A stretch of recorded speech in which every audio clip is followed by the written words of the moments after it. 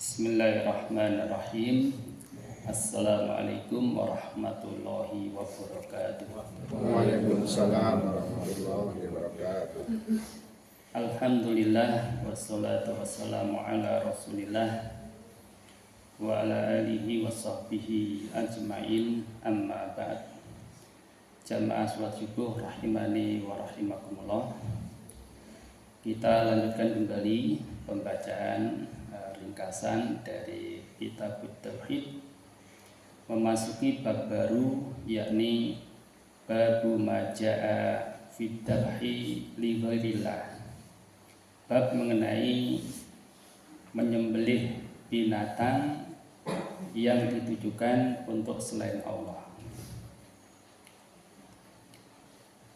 Mu'allif rahimahullah membawakan beberapa dalil, di antaranya yaitu surat Al-An'am ayat 162 hingga 163 yang berbunyi, Qul inna sholati wa nusuki wa mahyaya wa mamati lillahi rabbil alamin la syarikalah wa bidzalika umirtu wa ana awwalul muslimin. Yang artinya, katakanlah, sesungguhnya sholatku, ibadatku, hidupku dan matiku hanyalah untuk Allah, Rabb semesta alam. Tiada sekutu baginya, dan demikian itulah yang diperintahkan kepadaku, dan aku adalah orang yang pertama-tama menyerahkan diri kepada Allah. Makna dari sholati dalam ayat ini adalah sholat 5 waktu dan sholat sunat. Jadi al-muradu biha as-sholawatul khamsu wan nawafil. Jadi maksud dari sholatku di sini adalah sholat 5 waktu dan sholat nawafil, maksudnya sholat sunnah. Adapun maksud dari nusuki dalam ayat ini diterjemahkan dengan ibadatku, itu maksudnya adalah dzabhi, yaitu penyembelihan hewan atau istilahnya kurbanku, seperti itu. Sedangkan mahyaya wa mamati, yakni segala yang ku persembahkan dalam hidupku dan juga iman dan amal soleh yang ku bawa mati. Kemudian makna dari lillah, lillah di sini maksudnya ikhlas, semata-mata mengharap melihat wajah Allah, atau maksudnya adalah hidup dan matiku berada di tangan Allah. Dengan demikian, di dalam ayat tersebut terdapat penetapan tauhid uluhiyah dan tauhid rububiyah.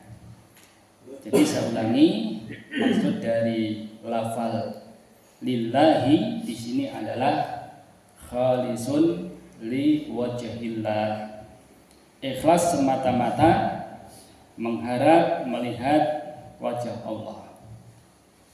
Au al-muradu al-hayati wa mauti biyadillah, fayakunu fil ayati tauhidul uluhiyah war rububiyah. Atau maksudnya adalah hidup dan matiku berada di tangan Allah. Dengan demikian, di dalam ayat tersebut terdapat penetapan tauhid uluhiyah dan tauhid rububiyah. Jadi tauhid uluhiyah itu adalah ifradullah bil ibadah, mengesahkan Allah dalam ibadah. Sedangkan rububiyah yakni kita meyakini bahwasanya Allah itu adalah penguasa, pencipta, pemberi rizki, yang menghidupkan dan yang mematikan, dan lain sebagainya. Ini disebut dengan tauhid rububiyah. Baik. Ada 4 faidah dari ayat ini. Yang pertama yaitu bahwasanya sholat dan penyembelihan hewan itu adalah ibadah. Jadi anna sholata wan nusuka ibadatun. Jadi sholat dan juga menyembelih hewan kurban itu merupakan ibadah. Yang kedua adalah anna jami'a a'malil abdi as-solihati fil hayati idza arada biha at-taqarruba ilallah in qalabat ibadatan. Ya, seluruh amal-amal soleh seorang hamba di dunia, jika itu diniatkan untuk mendekatkan diri kepada Allah, maka akan menjadi ibadah. Kemudian yang ketiga, ukuran sebuah amal adalah di akhirnya atau penutup amalnya. Maksudnya di situ adalah anna al-ibrata bil a'mali khawatimuha. Jadi ukuran sebuah amal adalah penutup amalnya. Nah, di sini kita harus mawas diri. Ya, jangan sampai kita sudah layaknya menjadi orang yang soleh, ahli ibadah, kemudian kita sombong, itu tidak boleh. Karena kita tidak tahu akhir hayat kita itu seperti apa. Karena yang dinilai di situ adalah penutup daripada akhir amal kita. Nah, tentu harapannya kita dalam kondisi husnul khatimah. Ketika dipanggil oleh Allah SWT, kita dalam kondisi melakukan ketaatan atau beramal soleh, bukan dalam kondisi bermaksiat, apalagi berbuat syirik. Ya waliyatubillah. Kemudian yang keempat adalah ikhlas merupakan salah satu syarat diterimanya sebuah amal. Jadi anna ikhlasa lillahi syartun liqabulil amal.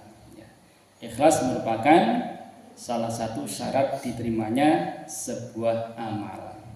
Adapun satunya lagi adalah ittiba, mengikuti tuntunan Rasulullah Shallallahu Alaihi Wasallam. Syarat ibadah, kita sholat, kita puasa, maka kita berusaha untuk lillahi ta'ala, ikhlas karena Allah, kemudian mengikuti tuntunan dari Rasulullah Shallallahu Alaihi Wasallam. Yang terakhir, jamaah salat subuh rahimani wa rahimakumullah, ayat tadi yakni qul inna sholati wa nusuki wa mahyaya wa mamati lillahi rabbil alamin dan seterusnya, itu merupakan dalil bahwa penyembelihan itu tidak akan diterima kecuali dengan niat ikhlas lillah. Hal ini berarti penyembelihan itu termasuk ibadah, dan memalingkan ibadah kepada selain Allah adalah kesyirikan. Di sini poinnya adalah ini, kita bertauhid kepada Allah dan kita menjauhi yang namanya kesyirikan. Walaupun kesyirikan itu dari korban atau penyembelihan hewan korban, tetap kita hindari seperti itu. Wallahu ta'ala alam, demikian yang bisa dikaji pada pagi hari ini, semoga bermanfaat.